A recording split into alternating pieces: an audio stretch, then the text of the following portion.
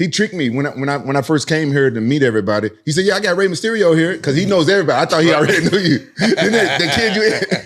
Yes. So when I walked in, he was the first guy that said, "Bro, respect, man. I've been watching since I was a kid." I was like, "Cool."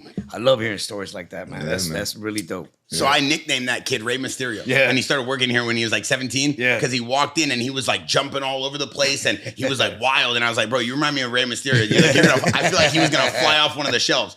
Listen, I want to jump right into this. Let's go. How has it been bringing up your son in the business of pro wrestling? You guys have one of the most iconic families of wrestling that the world will ever see. And your name still at this level, you still wrestle at the highest level. So this energy, this excitement of your family is unbelievable. It's crazy. I mean, my story goes way back. I mean, I started very young. I followed into my uncle's footsteps, my mom's younger brother.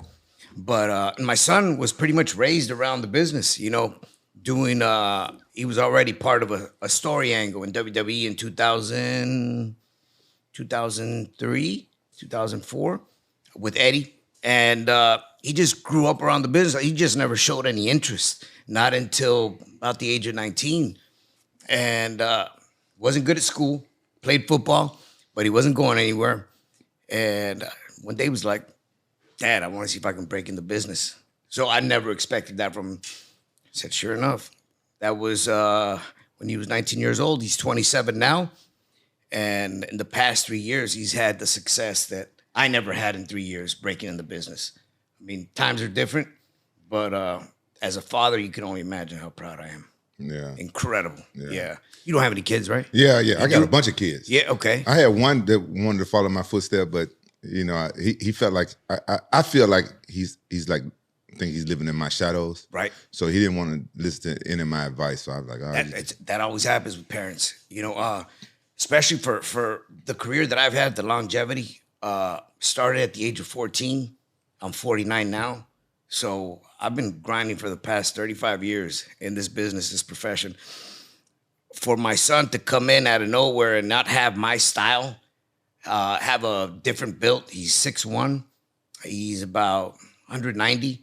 So it was very hard for him at the beginning to try to adapt and find his role as a wrestler. The comparisons were made. And of course, he couldn't live up to them. Not until we separated and he continued on his own path without having his dad by his side. And that was the best thing that could have ever happened to him. Yeah. That's incredible. Yeah.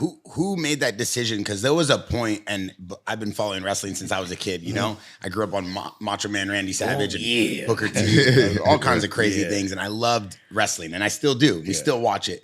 And like I said, you're an icon with the way that you've able to hold your style of wrestling. We see some wrestlers from the past can't transition in this new age, and you've really amplified it to a whole new level. And then you have these storylines.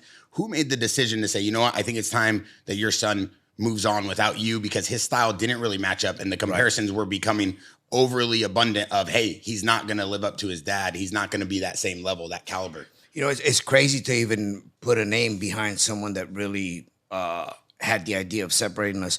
But I think it was just a work of minds put together. We became the first father and son tag team champions in the history of WWE. It has never been seen. So, and I was trying to go back and think, who else had their father wrestling? And I brought up the name Chavo when I walked in here.